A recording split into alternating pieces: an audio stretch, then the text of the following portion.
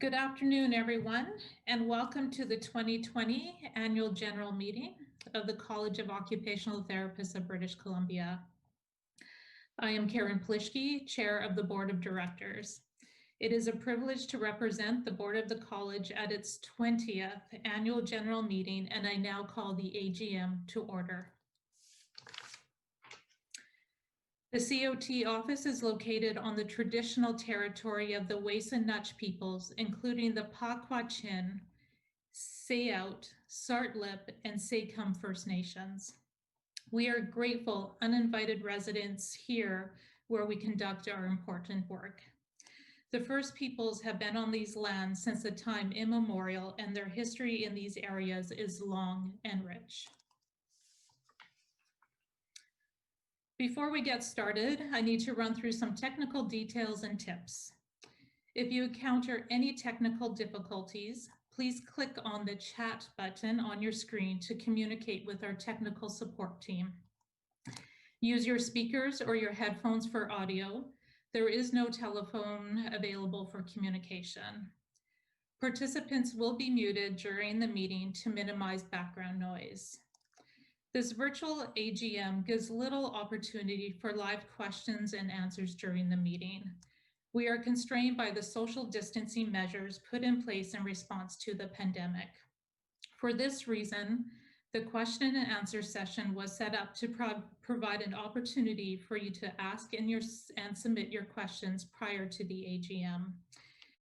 In order to respect people's time, we have allotted up to 1 hour for this meeting. If you do have questions that come up during the meeting, they may be submitted using the question and answer function on the Zoom app, not the chat function, and that is for technical issues. The board values your questions and being able to interact with registrants. All questions will be reviewed after the meeting for the best way to respond. I declare that we have quorum and we shall proceed with the business of the meeting. Please also note that this meeting is being recorded. Following the AGM, the college will upload the video and proceedings on the COTBC website. Now, just an overview of the agenda. Today, our agenda includes a number of things. Firstly, I would like to welcome guests, the board, and staff. We will now proceed to the items listed on the agenda for the meeting. I will present the report from the chair, and Kathy Corbett, Registrar, will present the audited financial statement. Once these are concluded, we will proceed to the question and answer session, followed by a few announcements prior to adjourning. Typically at AGMs, we take a few moments to welcome and introduce our attendees, the board, committee members, and COTB staff by having them stand when their names are called. Unfortunately, there isn't an easy way to do this virtually. However, I would like to acknowledge them and thank them for joining the session today. A little later in my report, you will see a picture of the board members as well as our listing of our dedicated committee members. I can introduce you, however, to those joining me in presenting today. First, let me introduce my fellow board members, Mary O'Canahan, a member of the public, and Jennifer Glasgow, an elected OT registrant. Also joining us is COTBC's Registrar, Kathy Corbett, and Deputy Registrar, Andrea Bowden. You guys can give a wave there if you could, my fellow panelists. Thank you. Before I share my chair's report, and because this is our first online AGM, increasing the ability for people to access from across the province, we would like to ask you a few questions to learn a bit more about those who are able to join us for today's AGM and the impact that hosting it virtually may have had. So we have 3 questions for you, and you will see a poll come up on your screen. Question number 1 is, what region best describes where you are joining us from today? So registrants and participants, if you can enter your answers into the poll there. I have to say, waiting for this is like more exciting than what's happening south of our border right now. How the respondents are going to come in on time.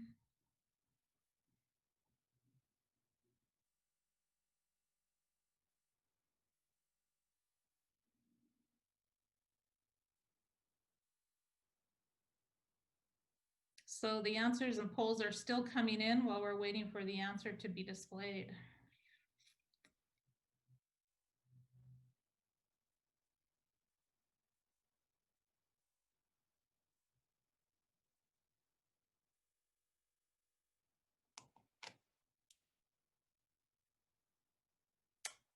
Oh, there we go. So 54% Metro Vancouver, Vancouver Island, Gulf Islands, Thompson, Okanagan, Fraser, Kootenay Rockies. Awesome. Great. Thank you, everybody, for participating.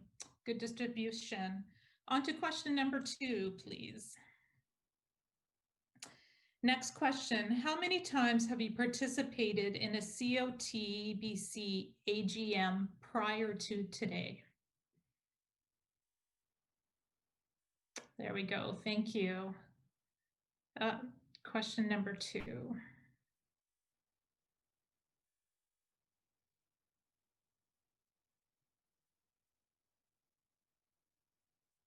Just confirming that I see question number 1 on my screen. Just want to make sure that the participants can see question number 2 to enter their poll. May I interject? This is the technician.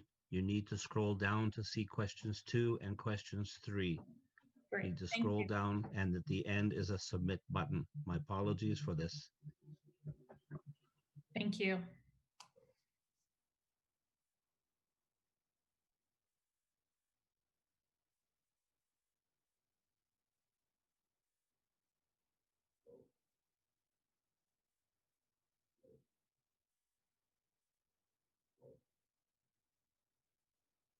Okay, still waiting for people to enter their responses while we wait anxiously.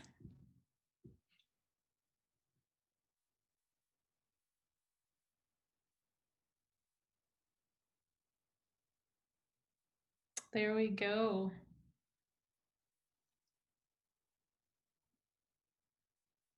Okay, thank you, everybody. And on to the final question.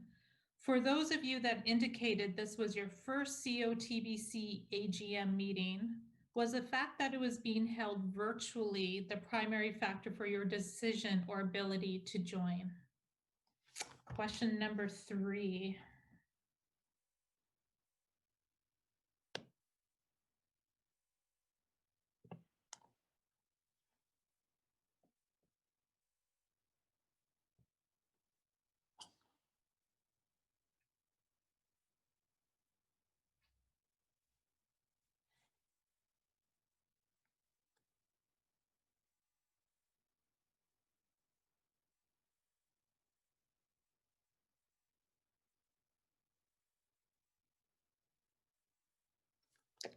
Okay. You also have to scroll to see the answers. So you scroll down on that. Yeah, so we see the answers there for, thank you, Kathy. Yes, 57% appears that virtual made a difference for attending. Great. Thank you so much. And others would have participated and been there otherwise. So thank you to everybody for helping us with that poll. At this time, it is my pleasure to provide the report from the board. Also, you may find the publication of this year's annual report, Adapting and Evolving with a Changing Context, on the COTBC website. Great. Next slide, please. Thank you. In preparing to deliver this report from the board, I took time to reflect not only on the unique opportunities and challenges faced by the organization over this past year, but also on the college's past activities, knowing that this year, the college is celebrating its 20th year of registering occupational therapists to practice in British Columbia. Reflecting back, I can see that the college is solidly anchored upon an understanding of its public protection mandate and its strong organizational values. That focus on public protection has remained the consistent priority for the organization and has been reinforced by the strong commitment of its public and elected board members, as well as its committee members and registrants. The organization's values and clear mandate sets us up well to navigate the changing context surrounding BC's health profession regulators, all in the interest of public protection. On a personal note, the board of directors and myself would like to thank Kathy Corbett, Registrar and CEO, for her leadership with COTBC for 20 years. Kathy, you have set a very high standard for many of us. I hope to be as energetic, committed, and passionate as you have been as my career continues. Thank you for your commitment to public regulation. And a special thank you to all COTBC staff and volunteers, both current and those who have been involved over the years to support the mandate of the college. Your hard work has not gone unnoticed. Next slide, please. Thank you. Governance is composed of both elected and appointed public members. I am pleased to welcome 2 newly appointed public board members this year. Welcome, Gail and Ian. Gail and Ian joined the board of directors in May 2020. It is definitely an exciting time to be part of governance and regulation in British Columbia, and we are excited for the knowledge and the skills that you bring to the board. This year, the board completed a review of the strategic plan and revised its priorities. The review and revision of the strategic priorities was important with the anticipation of modernizing BC's health professional regulation. Proactive planning and consideration for the future context of health regulation ensures that we have prepared staff to have adequate time and energy to focus into their work with the upcoming changing landscape. Next slide, please. The staff and the board continue to engage in important regulatory work with our valued partners, stakeholders, and fellow regulators. COTBC has collaborated with the BC Health regulators to publish a statement supporting the movement to end racism and discrimination and to strive to do better. Next slide, please. With recent world events and attention to cultural and social movements, I am proud that the college is well underway on education related to cultural safety and humility. This includes the collection of information to track registrants' completion of cultural safety education. As of June 30th, 2020, 23% of registrants reported that they had taken the Sanyese cultural safety and humility training. I challenge us all to participate in this training and to achieve the lofty target of 100% of registrants completing this education. Together, I know that we can do it. Next slide, please. This was a busy year in our operations. A major upgrade to our registration system was completed with enhanced online features for applicants and registrants, including an integrated communication system. I would be remiss not to acknowledge the impact of COVID-19 on college operations, the staff, and the board. Like many of us, quick adjustments were made to work remotely while ensuring all operational functions of the college were intact. I would like to thank the staff and board members for your adaptability to work in our new normal, with your quick movement to virtual operations and virtual governance.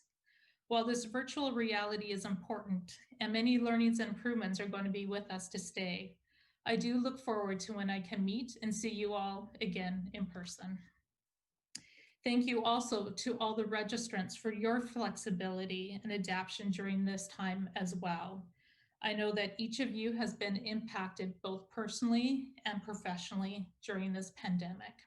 Thank you for all you do. Next slide, please.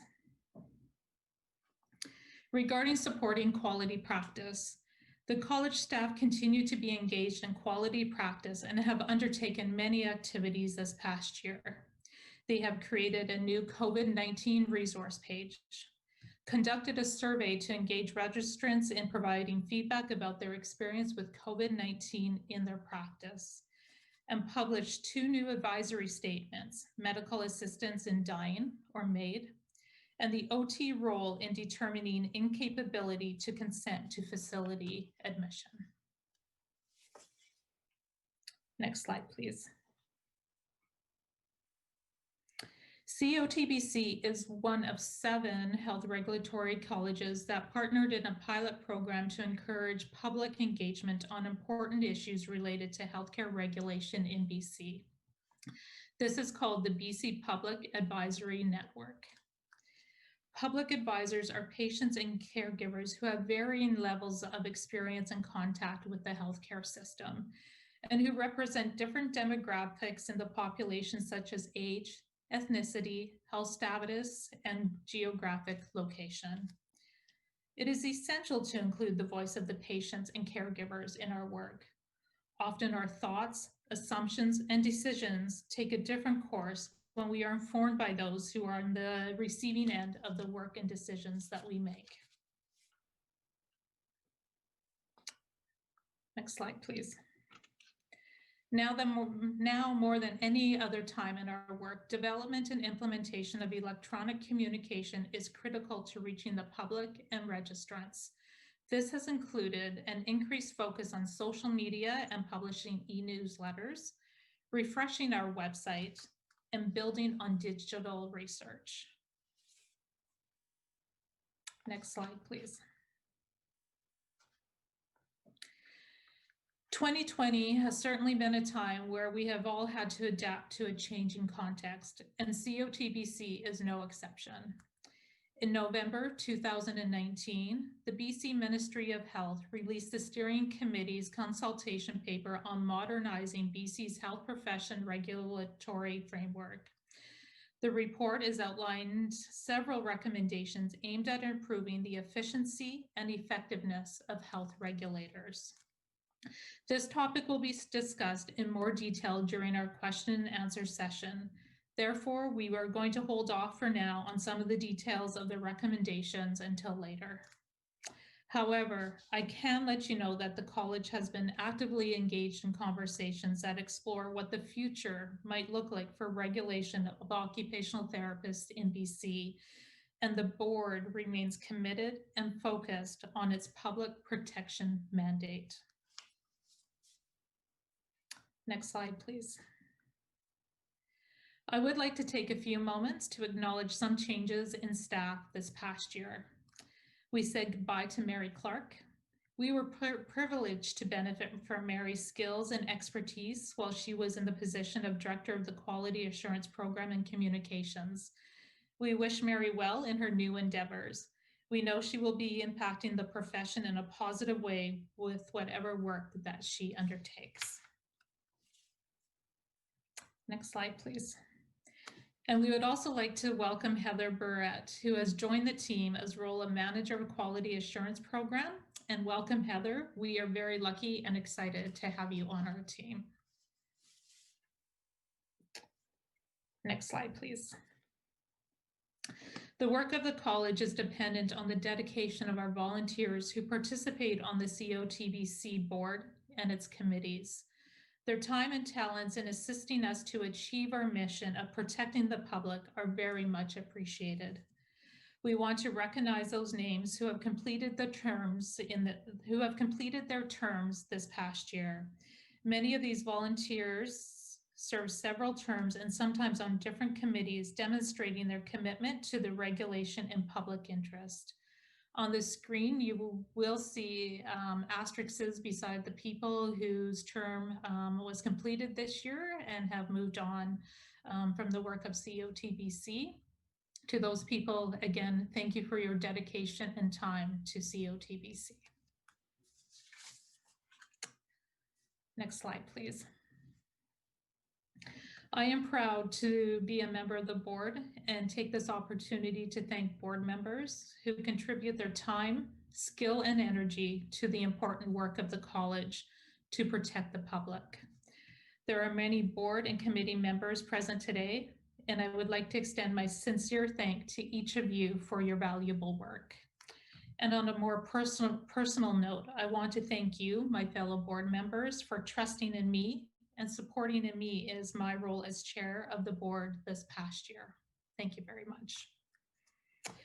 It has continued to be a rewarding experience for me and an incredible opportunity for professional development.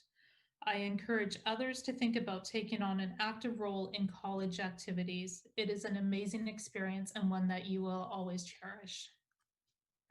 And now I will hand the presentation over to Kathy for a review of the audited financial statements.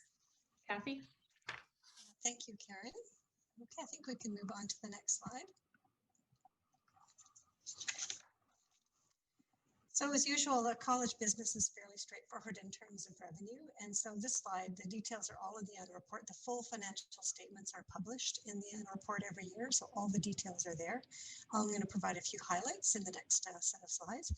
In terms of revenue, you can see that it's encouraging to see that registration revenue from renewals and new registrations remains a growing actually aspect of the college functions, which means that there are occupational therapists growing in this province.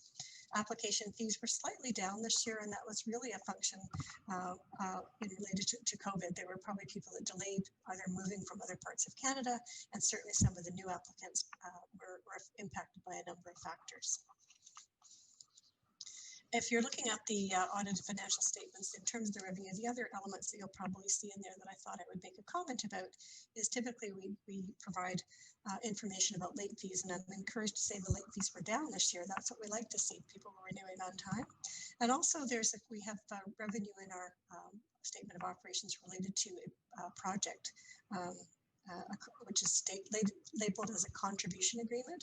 We were successful in getting some money from the BC Ministry of Jobs, Training and Technology for a project that's helping us look at gap filling or those things that internationally educated occupational therapists may need to do to establish their eligibility for registration in British Columbia. And that's a national project that we're leading. Next slide. In terms of the statement of operations related to the expenses, again, all the details are provided in your annual report, the full financial statements. There are a few things that I thought I would highlight. Certainly, legal fees are a regular cost for the college and are slightly down this year, primarily due to the number of complaints or inquiries that are managed. Our consulting is a little bit lower as well, and that is due to some aspects of projects that were in fact delayed, and also we have less had some activities that we moved out of that budget into another category. Credit card fees, people like to know what that looks like. That's a feature of business, so our credit card fees are fairly stable related to people using that function primarily for renewal of registration fees. System development, there was a slight increase this year. We did put some money into upgrading our online registration system that was discussed later. Probably the biggest change here was in our projects this year. We deferred some projects due to COVID and some of the other things that were impacting our projects, and see those will be moved into next year. So we'll see those next year.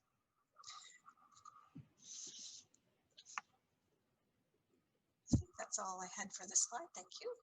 Next slide. I think when you look at program areas or the core business of the college, we try to kind of provide a bit of a picture of where the resources, how we're using our resources in the various program areas. It's always caution with a very small college because we don't have necessarily completely discrete functions in terms of accounting for the resources. But this gives you a picture of where the resources go. Certainly things related to inquiry can fluctuate based on the number of complaints. It's about 25%. Impact work on our quality assurance program, registration, which are key statutory functions for the college, provide another component of that balanced expenses. Governance, which is an important function for decision-making, leadership, and guidance for the college, is 12%. Communication and other, and practice, which relates to practice supports and ensuring that we're delivering on this other communications and services related to supporting practice, are the other 15%. So hopefully that gives you a little bit of a picture of where the resources are going to support public protection or public protection mandate. Next slide. In previous AGMs, and I get feedback that this is helpful, people are often interested in particular the complaints area and sort of highlights around how our expenses look in that particular area. Again, they fluctuate year to year related to the number of complaints or the number of ongoing complaints, but you can see that the key business of the college in terms of the expenses here around legal relate to the number of complaints. So they're a little bit less this year related to numbers. Again, our inspectors, we appoint inspectors that are contracted to assist us with investigations. And we had a number of investigations that were done this year. The investigation tariffs aren't actually an expense, that's a recovery. So you can see that when an investigation is concluded and the committee has made a decision, they can assign some of the costs of those investigations to the registrant. And so we do get some reimbursement of expenses related to a particular file. And then the average cost of an investigation, we try to manage sort of our investigation costs to see whether we're staying within a reasonable time, a reasonable expense.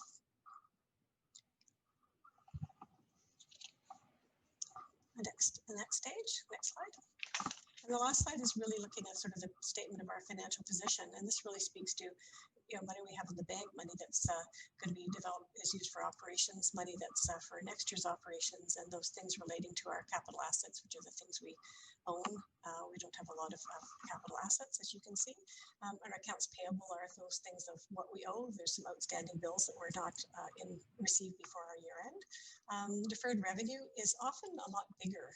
And this year it was a function of two things. One, the change of our the board extended the expiry date of registration. So instead of registration renewal expiring with respect to renewing registration on June 30th and money being required by July 1st, you had until August 31st to submit that revenue. And so this reflects that. Our year end is actually June 30th. So revenue that came in for people that took advantage of the extension of the fee deferral or the fee expiry for renewal. You can see that reflected here. That gives you a picture of our financial position.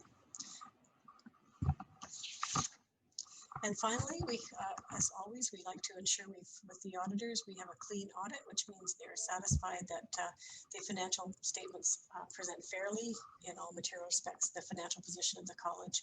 So they've done their audit, their testing, and that have confirmed that our financial statements are clean.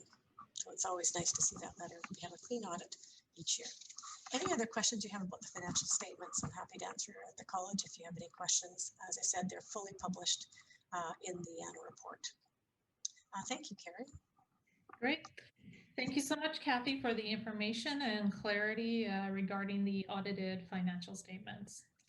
So at this time, we're going to move on to the next portion of our AGM. Just look at the time here. I think we're right on track, 30 minutes in. So moving on to the second half of the hour with the question and answer session. So I will read out the questions as we come to them, and I will call upon the various individuals, my fellow panelists here, to provide responses to the questions.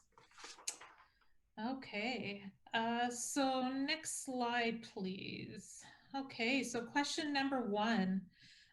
So I'm going to prepare you both, Jennifer and Andrea, to think about this question. I'll call on both of you here to answer this question. How can OTs better prepare themselves for participating on primary healthcare teams? Good question. Great, thanks, Karen. I'm going to go first. Hi everyone, I'm Jennifer Glasgow. I'm a registrant elected board member. And this is definitely a timely question given the BC Ministry of Health has highlighted that one of their key objectives is to create a primary care model that provides comprehensive, coordinated, and integrated team-based care CAOT highlights that primary care is a model of care that's comprehensive, team-based, focused on a continuum of care. It's delivered by interprofessional teams, providing continuity of service that's patient and family-centered and results in better patient outcomes and satisfaction. So in thinking about how occupational therapists could better prepare themselves for participating on primary healthcare teams, we thought it was important to acknowledge that here at the college, we're not the clinical experts in the area, but with any emerging practice area, we would encourage OTs to refer to their essential competencies as an anchoring framework. And then if you're working or considering working in primary healthcare, you might want to reflect on the following questions, which we thought could be helpful in assisting you to recognize where further professional development might be needed. It's not an exhaustive list, but it is a starting point for reflection. So Andrea is going to start us off. Awesome. Great. Thanks, Jennifer. Okay, so let's talk about the essential competencies. I should introduce myself as well. My name is Andrea Bowden. I'm the Deputy Registrar here at the college, and I also help answer practice questions as one of my key responsibilities here. So let's talk about the essential competencies and how they can help us as OTs, help you as OT, reflect on areas of professional development in relation to working on primary healthcare teams. Unit 1 of the essential competencies looks at assuming professional responsibility. And this is a really good place to start. As the first step, this includes recognizing your individual responsibility to provide safe, ethical, and effective practice that's anchored within your commitment to your clients and the public, working within your scope of practice, and adhering to your code of ethics. Asking yourself actually this overarching question of how to prepare yourself actually shows that you're demonstrating your commitment to your professional responsibilities. Unit 2 of the essential competencies looks at thinking critically, and Unit 3 explores demonstrating practice knowledge. So some questions that you could ask yourself to help prepare to work on a primary healthcare team include, how does your own knowledge, skill set, or personal limitations impact your ability to provide care within this model? How can you integrate your foundational OT theory into the primary healthcare team, recognizing that client-centered practice, which is at the heart of the profession, aligns really closely with the philosophy of the primary care model? And a final question to think about in relation to these two essential competencies are, what regulatory obligations might impact your practice, given the interprofessional collaborative approach used in primary healthcare teams? So given that, reflecting on what the impact of that might be. So a good example here is that you can ask yourself if you're aware of any scope of practice limitations that may come into play when you're working as the OT on an interprofessional team in a given context.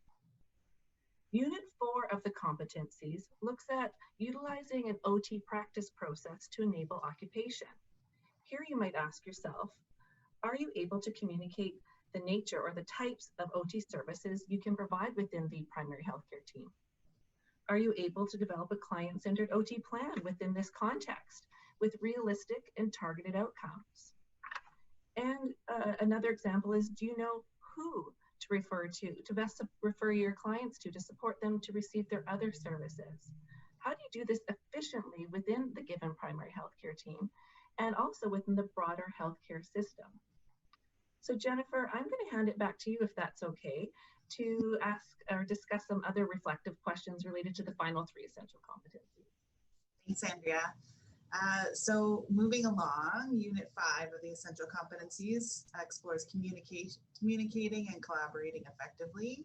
So some questions you might want to ask there are, do you need to build your communication skill sets to be able to empower open, honest, and clear dialogue with your clients, your interprofessional team members, other stakeholders?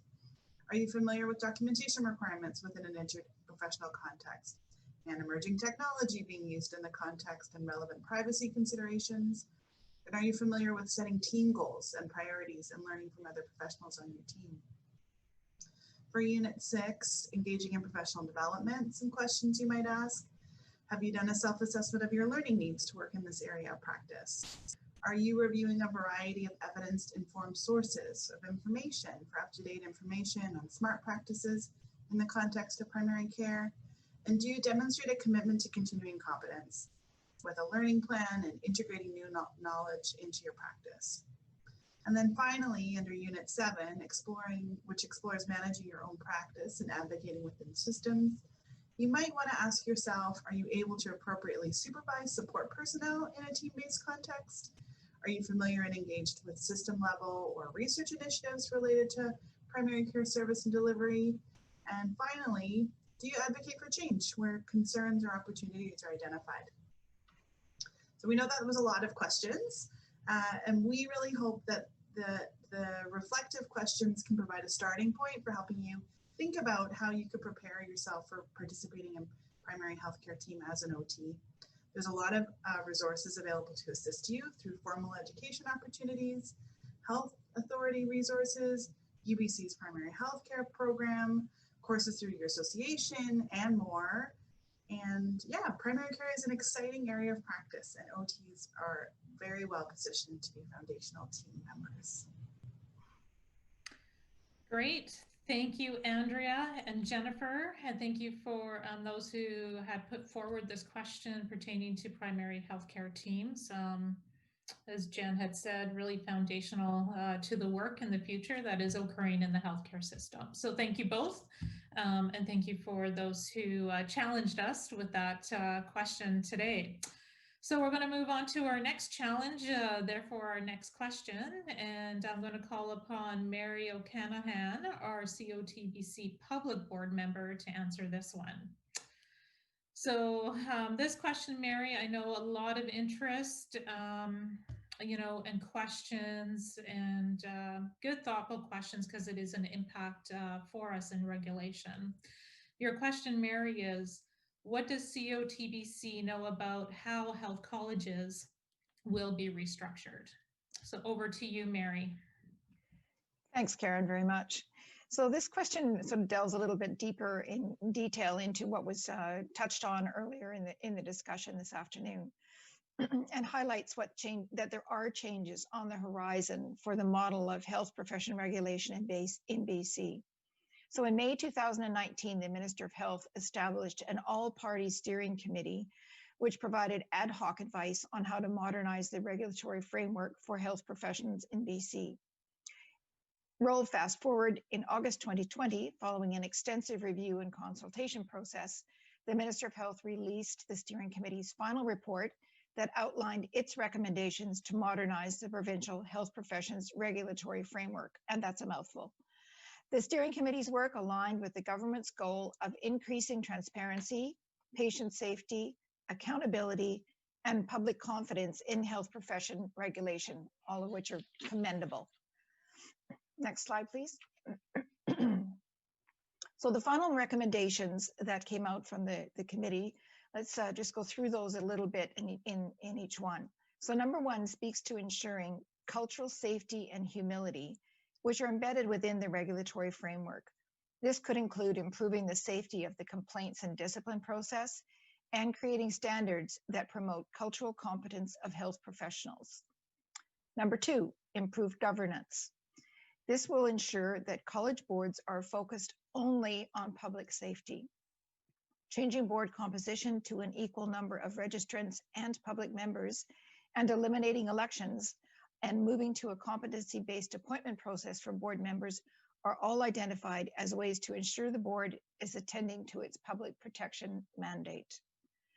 Number three addresses improving efficiency and effectiveness through a reduction in the number of regulatory colleges from 20 to 6. More about that in a moment. Number four provides for the creation of a new independent body to provide oversight of health profession colleges. The role of the independent body includes board appointments and monitoring the performance of the 6 newly created colleges. Number five recommends simplifying the complaints and discipline process to provide a clear focus on public safety, public notification, and to strengthen public trust in regulation. Common themes here. Number six, improving how regulators can share information to improve patient safety and public trust, such as enabling better sharing of information between colleges and other agencies to support public protection and transparency. Next slide, please. This slide, this picture comes directly from the final report. And the highlighted area is what we're going to talk about. So if we look a little closer at recommendation number 3, which is the recommendation that speaks to reducing the number of BC's health profession regulatory colleges. The report shows, figure 1 on the slide here, shows the proposed restructuring of the colleges from 20 down to 6, as I said earlier, and where COTBC would be situated. COT would become part of a multi-profession regulatory college. So in the proposed framework, the 6 colleges will include a regulatory college of complementary and alternative health and care professionals, a regulatory college of allied health professionals, and this is the group that will include occupational therapists, alongside dietitians, opticians, optometrists, physical therapists, psychologists, speech and hearing professionals, and diagnostic and therapeutic professions such as respiratory therapists. Next one would be the College of Pharmacists of BC, which has no change from the current structure. The College of Nurses and Midwives, which was amalgamated as of September 1st with the midwives joining the College of Nurses, number 4. Number 5 is the College of Physicians and Surgeons, which as of August 31st, 2020, also included the podiatrists who amalgamated in, and a College of Oral Health Professions. These changes are intended to better align regulation with team-based care and promote consistency in standards across professions. Larger colleges are viewed as more efficient in terms of access to the resources to conduct their activities. They are also viewed to be more effective through harnessing the expertise and broader experience that can come with larger entities. So what happens now, you might be asking? Implementation of the multi-party steering committee recommendations rests with the Cabinet and the Legislative Assembly. We do not yet know from the Ministry the final direction or timing for implementation of these recommendations. We just know they will be coming. In the meantime, COTBC has been in discussions with our other multi-profession college partners to explore what we can do to prepare for changes likely to come from the recommendations. Building on our strong foundation of working together, this will stand us in good stead for the interesting conversations to come. In the meantime, anchored by the values that have guided our college for the past 20 years, we will continue to act in the public's best interest as we work to advance accountable health profession regulation in our changing world. COTBC is committed to providing registrants with ongoing updates on how the health profession regulatory system is evolving in BC and working with our college partners to better serve and protect all British Columbians. So when we know, you will know. Back to you, Karen. Great. Thank you so much, Mary. Yes, lots of interest, of course, in what is happening in health regulation. So really, I have a part 2 question based on the number of questions received. So Jen, I'm going to prepare you. I'm going to call on you for this part 2 question. So with the proposed joining together of colleges, will there still be profession-specific resources, competencies, and assessments? So I'm handing that one over to you, Jen. Good. This is probably my best chance to say I think you're doing a really great job too, Karen. Thanks, right back at you guys. Give me the mic, that's what I'm going to say. So this obviously is a really, really good question.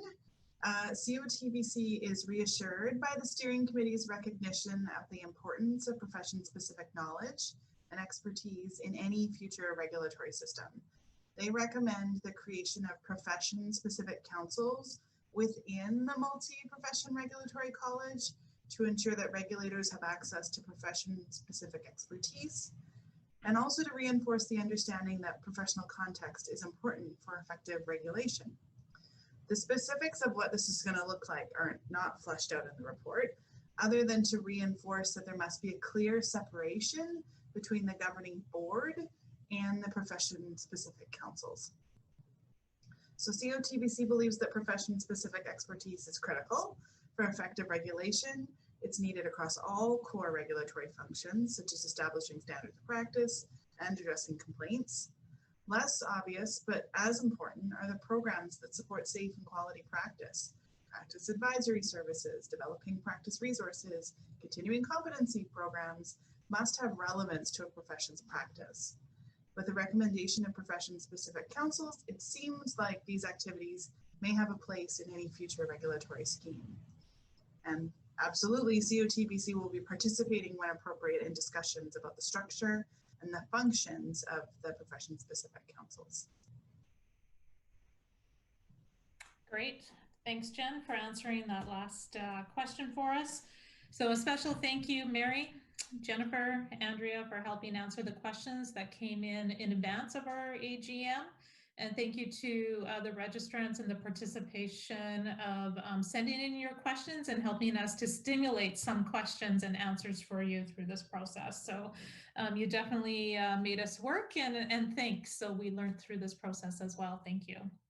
And Karen, I can let the audience know that we did receive 4 questions that came in during the session so far today. So thank you to everybody who did submit some questions that came to mind for you during the presentation today. We have those, and we'll make sure that we do follow up with you on them in the upcoming weeks. Okay, so thank you very much. As well as I can let you know or remind you that the questions that we did receive, we will be posting answers to those on our website as well. So thanks. Okay, perfect. Thank you, Andrea. Appreciate that. Okay, so now I'd like to move on to the next item on our agenda, making a few key announcements. Okay, so just next slide, please. Thank you. For those of you watching, you will remember that typically our AGM is part of an event called Connect Day. Along with many things in 2020, things are a bit different this year. So, but please do not worry, Connect Day is coming. So mark your calendar and mark the date for November 21st from 10 a.m. to 12:30 p.m. So we will see UBC's Department of Occupational Science and Occupational Therapy, COTBC, and COTBC will be co-hosting a virtual Connect Day. Plans are underway for a panel presentation focused on telehealth and occupational therapy practice, as well as updates from each organization, and of course, the highlight that we all watch for, Outstanding OT of the Year Reward. So please watch for more details coming on our website and into your email inboxes. Next slide, please. So our next announcement is about COTBC's election to the board. The terms of office of 3 elected occupational therapist board members expire on January 31st, 2021. The OTs in the crowd should have received an email earlier this week providing instructions on how to vote, as this will be done electronically this year, also something new. So please note that in order for your ballot to be counted, the registrar must receive your ballot no later than 4 p.m. Pacific Standard Time on Monday, November 30th, 2020. So I do have to say, I went on, I got the email, I did my voting, and I'm probably one of the most technologically not savvy people, and it was easy. So I encourage you, don't let the technology be a barrier. Yeah, well done. Okay, next slide, please. So, and one final statement before we wrap up the day and give a little bit of time back to everybody into their Friday evening. The college wants to take a moment to express our sincere thanks to all of our registrants for their dedicated efforts during this pandemic. Each and every OT has been impacted in one way or another, and your continued commitment to providing safe, ethical, and competent services to your clients is so incredibly appreciated. Thank you very much. So with that, we're coming to the close of the meeting. I hope that this meeting has provided you with a helpful overview of key college activities in the 2019-2020 fiscal year. Thank you for attending, and I certainly hope that I will have the privilege of seeing you in person in a future time. I ask that you will all stay connected with the college, keep communicating your question and identifying your concerns and ideas. You can do this by contacting the office by one of the means on your screen. This is especially important during these times while we are adjusting to our changing context. A special thank you to the staff and the technical team for their assistance in hosting this meeting. I know I definitely could not have done it without you, so thank you very much. We will endeavor to post a recording of this session on our website in the upcoming week.